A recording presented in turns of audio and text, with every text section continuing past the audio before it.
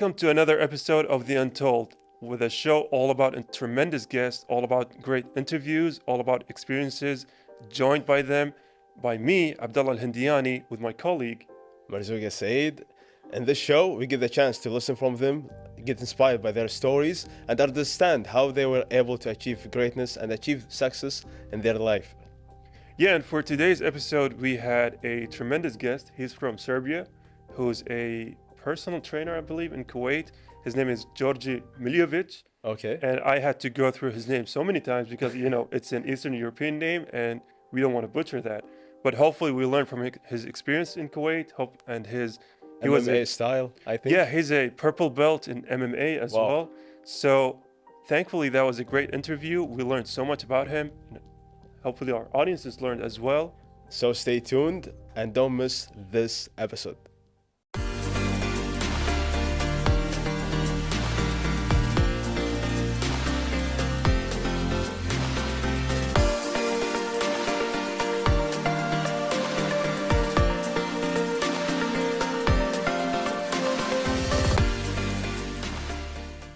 Welcome back, our dear viewers. It's a great honor and pleasure to have Coach Djordje around here.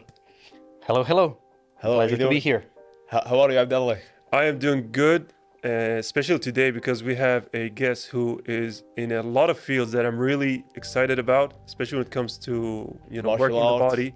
Yes. Martial arts, working with the body. Yeah. I remember back in the days when I was a kid, I was influenced by WWE, watching them fighting and wrestling, and I used to wrestle with my brother. So that kind of influenced my the time and family. For you, what was your influence? Oh, that's a good one. So basically, I definitely watched something like you did, but my younger brother, 6 years younger, were always fighting, always wrestling.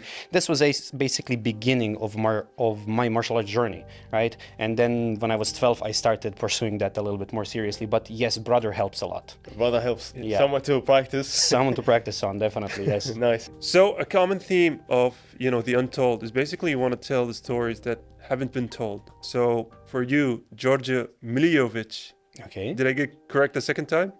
Again, Little close bit enough. close- Milojevic. Yes, It's fine, yeah. Okay. So what would you like to introduce yourself to the people, to the audiences right now? I think it's much easier if you ask a specific question. There's so many things about me that I could keep going on and on and on.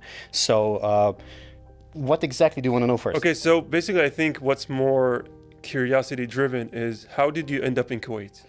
How did I end up in Kuwait? That's a good one. So basically, whenever you end up somewhere, you're going towards something and escaping from something else, right? So basically, I'm from Serbia, and I tried to find my way there since high school. I was hoping to get to be a pilot one day, right? Yeah. So I was exploring this pilot school and everything. It was too expensive and not much promising job places. So I ended up in psychology. And this is something that I was always interested in human behavior, exploring it You scientifically. have a master's in psychology, right? I have master's in psychology, yes. And when I finished that, again, I didn't find myself and how to develop psychology in Serbia. So I ended up in martial arts because I was there all my life in a MMA club that they were doing some security work for high risk events. Yeah. So it would be like basketball games, football games, big concerts, and so on, right? So I was doing this for a while, but this didn't show me any promising future. So I decided to explore what is there in the world. Applied for a couple of places like Kuwait, and I was lucky enough, actually we were lucky enough, me and my wife, to get a job offer in the same place, in the same country at the same time to come together. And it was Kuwait. Now, Talk about the stars aligning. Yes, exactly. Now, from somebody coming from Europe, I heard about Arab countries only in the movies. And when I heard Kuwait, I was imagining myself on a camel, riding a camel, wrapped my head to avoid the sand. And I was okay with that, believe it or not. I was like, I'm going to a new life, let's see what it has to offer. Then when I found out Kuwait is actually a very nice country, very generous people, I felt very welcomed here. That's how I ended up, basically. Didn't find myself in Serbia. Kuwait offered me an opportunity, and here I am. And you've been here for 6 years, I believe. I'm here for 6 years now. Yes, Yeah. maybe What a little one, bit more. like something like a cultural shock for you? Oh, you have no It's not like idea. the idea that Yeah. you have from like the Because movie. Serbia is very cold. Serbia is not that cold, believe Oh, it or not. okay. We have very, I'm not gonna say very cold winters, Okay. and we have decently hot summers. So we Yeah. have, you know, all 4 seasons. But people for some reason mistake this for Siberia, which is much, Siberia. Siberia. which is much Yeah. north and much colder. Is there yeah. like the Siberian Tiger? There is, There yes, is, okay. exactly. But no, I'm not from there. I'm from Serbia. It's Yeah. actually very close to Greece, geographically. Yeah. So, what was the question? The cultural What's the shock. culture The cultural shock, yeah. yes, the cultural shock. Obviously, I come from a very, very different culture. First thing, I was working in a gym which is males only. For me, that's a shock. We don't have that. Like, this doesn't happen in European countries, actually, that I know of. Yeah. So separate, everything was segregated. When I met some people, for example, some women, they don't shake hands. I was like, why is this? Is she rude? Am I rude? I don't know what is happening. Yeah. It took me a while to get used to the culture. adjust. Yes, to adjust to, you know, small things, nothing actually special, but the basic of humanity is already here. People are, as I said, very generous, very welcoming, very open-hearted, very honest, something that I appreciate very much. So from one point of view, culture shock, yes, but from another point of view, it's, you know, a very, very civilized society. I like it here. I think, and I've heard this from so many people who come to Kuwait from outside, they say it feels very homey. Is that it has a certain feeling of comfortability to it. Yes, it does. Yes, it does. It's very comfortable. Actually, I was talking to the girl who welcomed me here. I think her name is Latifa, and we were talking about this. She's a Kuwaiti and she hates the summers. It's too hot here. And I'm thinking, I asked her, do you plan to move somewhere? She said, yes, but it's too comfortable here. Kuwait is comfortable for everybody. Talabat is here. Like everything is here. Everything is so available. No taxes. No taxes. Thank God. And peak air conditioning. Exactly, We air have conditioning. top-notch air conditioning. It's so cold. Yeah. But you understand my point. Yes, definitely comfortable. Yeah, and I was gonna say, first of all, have you got into MMA because of Mirko Krokop?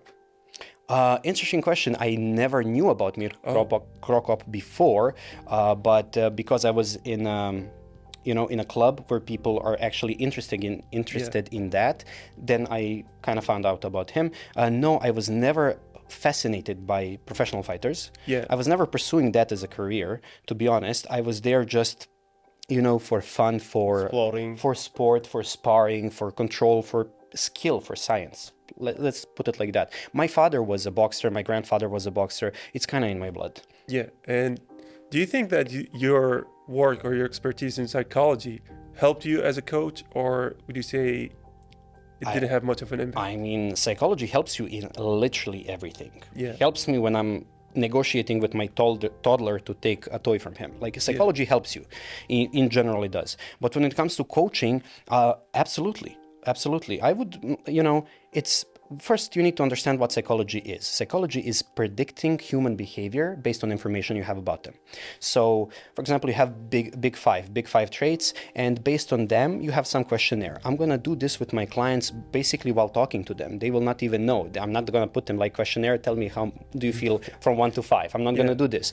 But I will get a sense how high they score on conscientiousness, or how high they score on, for example, agreeableness. If somebody's agreeable, they like to be approached, they like to have a human connection, they like to make it emotional and friendly. If somebody has a low score on that, they like to be very logical and very methodical about their training. So, it does help to put people in certain categories and approach them in a way that they understand, they appreciate.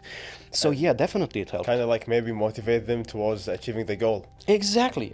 So as I said, psychology is predicting human behavior and hopefully affecting it in a good way. So if I can steer someone, this is how you do it, of course I'm going to do that for their benefit. Which kind of coaching approach that you usually use when you deal with your clients or people that comes to you?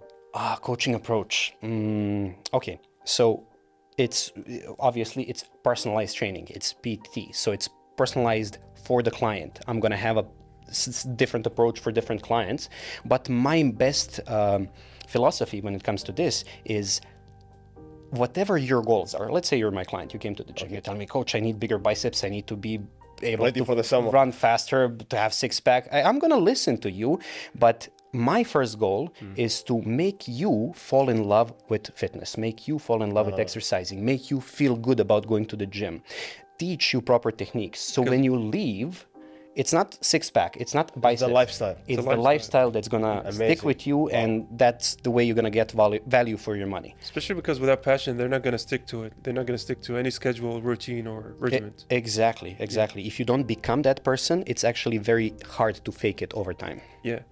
And it says that you are a Brazilian Jiu-Jitsu purple belt. Yes, I How am. did that come along?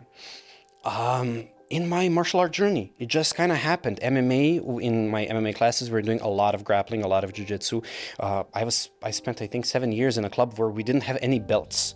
And then I ended up in Canada for 3 months, got my blue belt there. I ended up in Kuwait, got my purple belt here. I don't know how that happened. They just gave it to me. I just love the sport. I love the science behind it. I love the control. I love violence, the controlled violence, right? You know why? Exactly. So yeah, that's kind of how it happened. I was martial artist since I knew how to walk, so I never had a choice. It's not like, Yeah. oh, I'm gonna do this, so I'm gonna be strong. Like you were ingrained into that culture. Exactly. Yeah. It's just who I am. I remember one time, like I went to learn karate. I was like around 16 years old. When I went there one day, after like maybe 3 months going to the club, one time I arrived early and then I saw a couple of belts. One of them was like the blue belt, and there was like the black, the white, and etc. of colors. I took the blue belt, I put it on, and then I entered, and I felt like with this ego, like, hey, I'm already mastering the skills. Yeah. And then my coach, he approached me and then he said, it's not about the belt, but it's about having the skill actually. Yes, it is. And the discipline as well. Yes, discipline comes. You cannot avoid discipline. Yeah. It's very difficult. Like by a certain level, you have to become that person to, as you said, to achieve this belt. So it's impossible for you not to have discipline. Yeah. And talking about blue belt, I have something special for you. You ready? No. No. Wait, I'm ready now. What Okay. is it? There's something, I think there's like a beautiful story behind it. Okay. It's a little surprise. Oh, okay. Yes, me and Gracie. Yes. I went to a seminar in Sidekick. Is that the one who was in the UFC 1? Yeah, he's the one who introduced Brazilian Jiu-Jitsu to the world. Royce He's the one who, Gracie? yes, who popularized it. Yeah. That's a legend. Amazing, humble guy. Very, very nice guy, to be honest. So what do you think like the influence of a teacher on like the student pursuing and being like someone great in the skill of the sport? Okay, the influence of the teacher. If the teacher is good, he's going to teach you much more than just martial art, much more than just moves. My first coach influenced my life so significantly that I named my son after him. You named your son after him. Exactly. Wow. So yes, it can have such a big effect on your life to teach you not only how to fight, but how to live properly. And that's what a good coach does. As I said, my goal is not to make your biceps bigger or abs stronger. My goal is to teach you how to live your life in a healthy way, how to love physical activity, how to love fitness, how to love gym, and so on. This is what a good coach does. Very nice. How did like this kind of lifestyle reflect on your day-to-day basis? Dealing with people, dealing with maybe like your wife, your kid. We're just gonna put a rain check on this question because we're gonna go on a small break so you can prepare for the question however you want, and then Okay. we'll come right back. Okay, sure.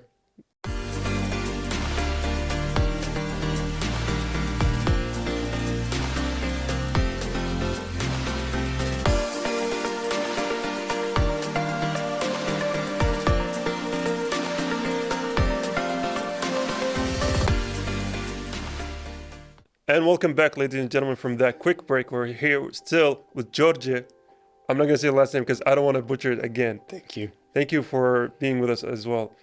Following this career in martial arts, how did it kind of influence you on day-to-day basis, dealing with people, with your wife, with your kid? Okay, well, I'm lucky enough to have a wife that is also, she's a professor of physical education and sports, and she shares the passion with me. How did it affect my life in all the positive ways? To be honest, after high school, I almost ended up in IT sector.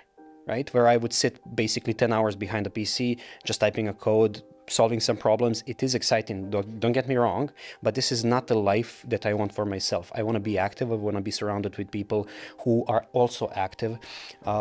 My son, he's 1.5 years old. He's already doing the exercises. He's already doing like cable getting rows and shape. whatnot. Yeah, exactly. So how did it affect my life in all the positive ways? It just, they say it's a lifestyle. It really is. I don't have a choice. If I don't train, if I'm not active, I feel bad inside, right? So it affects my everything. It also affects the circle of people I hang out with. It's going to be the people who are also active, right? So it affected my life in all the positive ways. That's beautiful. And I think this kind of life, that's very beautiful. And I think this kind of lifestyle demand a lot of dedication. So what inspires you on day-to-day basis? Like, what's your motivation? What motivates you? Okay, that's an interesting question because everybody thinks it does require a lot of dedication, and that's actually not true at all. Not true. Not true at all. You see, if I had any choice, if I would dedication means that against all odds, you're trying something, Okay. right? For me, I don't have a choice. This is who I am. I wake up, I train. This is your character. This is normal. This is my character. I don't put mental effort in it. One of the strongest clients that I have is not the guy who lifts the most. Is not the guy who had the best results, who cut the most weight. No, it's the guy who comes to the gym, and I love this guy. He comes to the gym and he tells me, Coach, I'm feeling very bad today. Let's just do something very simple. I just want to put the work in. I'm going out. That's it. And the other day he comes, I don't know why I'm doing this. I see no results. This is not good. And then he comes again. And then he comes again.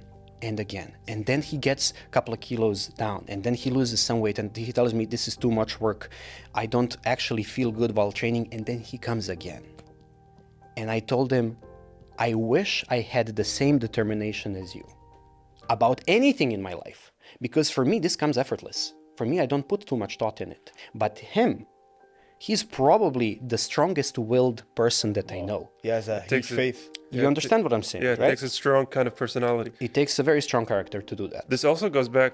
I was listening to Huberman once. If you're familiar with him. Yes, of course. Yeah. He says there's a certain part that And it- physically develop in your That's the brain. one, yeah. right? If you do something that you hate, and I Yes. think that's talks remarkably about the kind of person that does something they hate just to improve themselves. Exactly. It actually physically changes your brain, which is fascinating. Yeah. With these great stories with clients and also like with coaching, where do you see yourself in future years? In future years, okay, that's a good question. 5, 10, 15 years in. Let's say 5 years in, I'm definitely staying where I am. As I said, Kuwait is a very comfortable country. I like it here. The job where I work is actually very rewarding in terms of people that I meet. I hang out with people who are bettering themselves, who are training, who are being active, who are having different hobbies. For example, you like to go fishing. He likes to go dirt Basketball. bike riding, basketball, whatever it is. I get to meet all of those people and be friends with them. This is very, very rewarding. It's a very social place. It's a very social place. Yeah. I love my job, to be honest. How I see myself in 5 years, I'm probably going to become better at this job. When I say better, my coach, the first one, he told me everyone can make a good fighter out of the talented guy. Take a guy who has no coordination, who has no talent, who's maybe first time tried his martial arts in his 20s, 30s, whatever it is, and make a fighter out of him. That makes a good coach. So what I'm striving to do, what I'm trying to do is become that coach. So anyone who comes to me, I can actually make them feel better. I can actually make them love physical activity. So this for like 5 years, for 10 years. For 10 years. Okay, good question.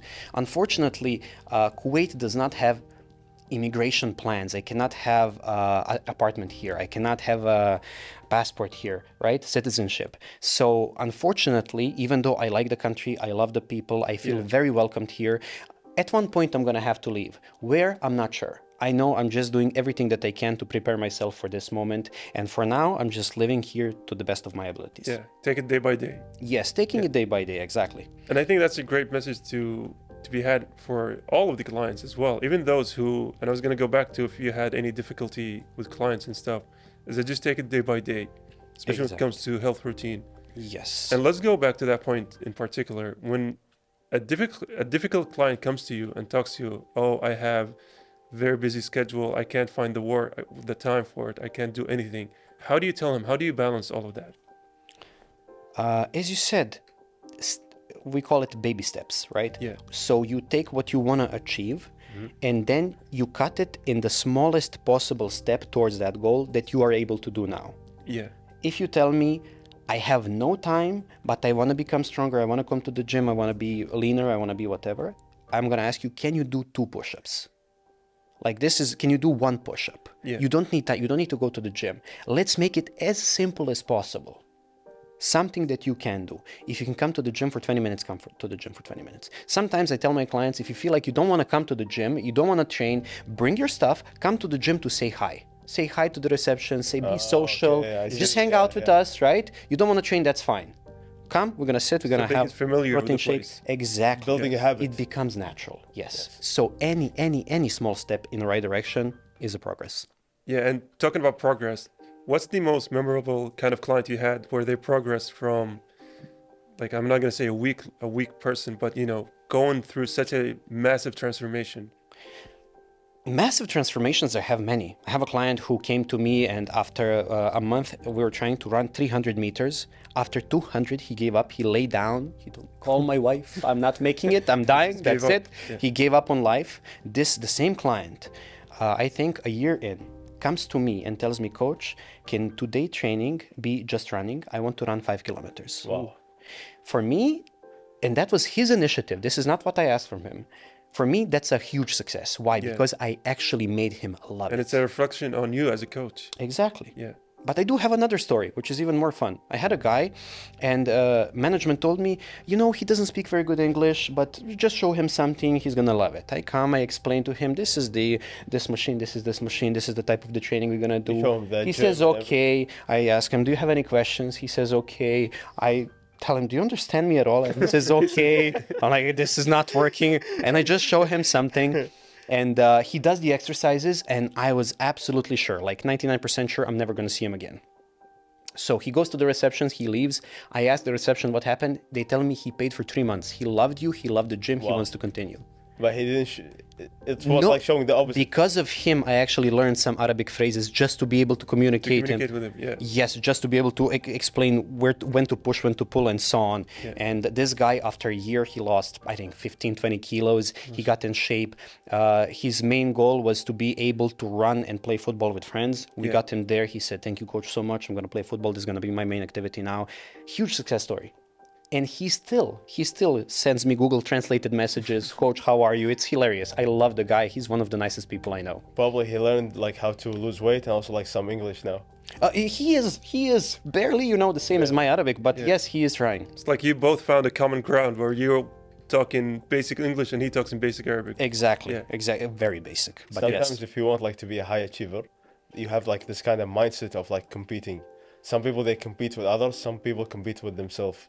Which line do you think is more appropriate, or which line you gonna take? Especially like if you want to be like the best coach. Is it like about competing with other people, or is it like competing with yourself? It comes to the personality. But to be honest, what I see for most people who achieve better results over time are the people who are ego-driven or ego-driven. People who compare themselves to others. They achieve better results. But people who are more satisfied with the results, with their own journey, are the ones who compare themselves to themselves. That's very deep. Very, So very deep. objectively, you would say this guy did better. Yeah. Subjectively, I would much rather be this guy, The satisfied one. the satisfied one. I the think one this goes to saying, like, I don't know who said it, but says that comfortability is the enemy of success. And basically is that whoever is comfortable with who they are not going to work as hard to be better, even if they were not as good as they should be. That is absolutely true. You need some kind of discomfort to change. Yeah. I would not say success, but change, discomfort for a change is very necessary. It's like the saying that say if you are the smartest guy in the group, it's time to leave to the It's time to group. find another group. Exactly. I love that one. And speaking about change, let's say some person came to you. What is the most, like, 1, 2, 3? What's the most important thing in terms of priority? Is it the food, the diet, the workout, the consistency? How would you rate like the amount of things they need to change? As I said, it really depends on the person, what is most important to them. Because if you ask, let's say, 10 successful people, what made you successful? You're going to have different answers. Different answers, yeah. The reason why is because everybody had to learn different lesson to make them who they are. Yeah. For example, if I'm naturally very athletic in, let's say, endurance sports, my coach would need to tell me, you need to train strength. You need to lift heavy weights, right? Yeah. This is the lesson that you need to learn. And vice versa. If somebody is not training cardio, if somebody's heart is very weak, VO max is very low, then it's a different lesson for him. So, but when it comes to in general fitness, just to answer your question, nutrition, definitely. Eat more protein, eat less calories. In general, this works for most people.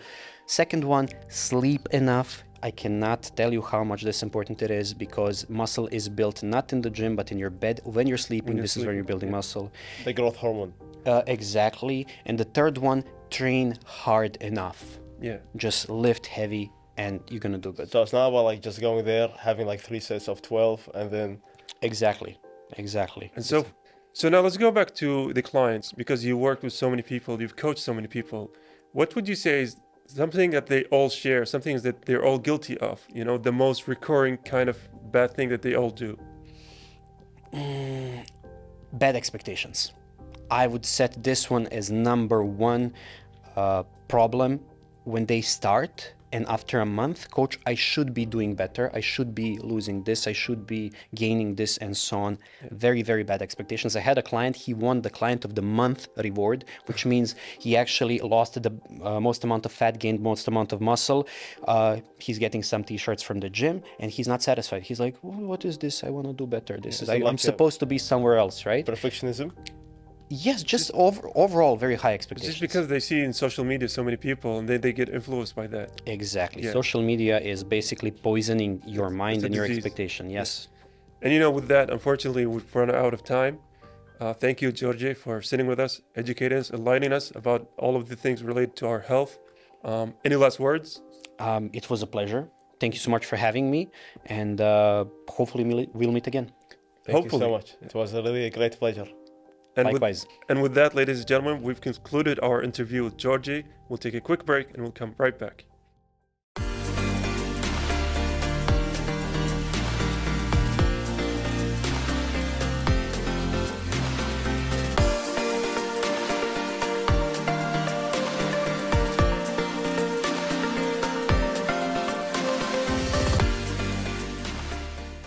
Making great success is not easy, especially when you are an MMA fighter. It needs a lot of dedication, a lot of hard work, so you can be great in this kind of martial art style. Yeah, and I believe Djordje had a lot of interesting things to say, especially for someone like me who's an advocate of, you know, health and fitness and sport. He really shared so many great insights about the industry as a whole.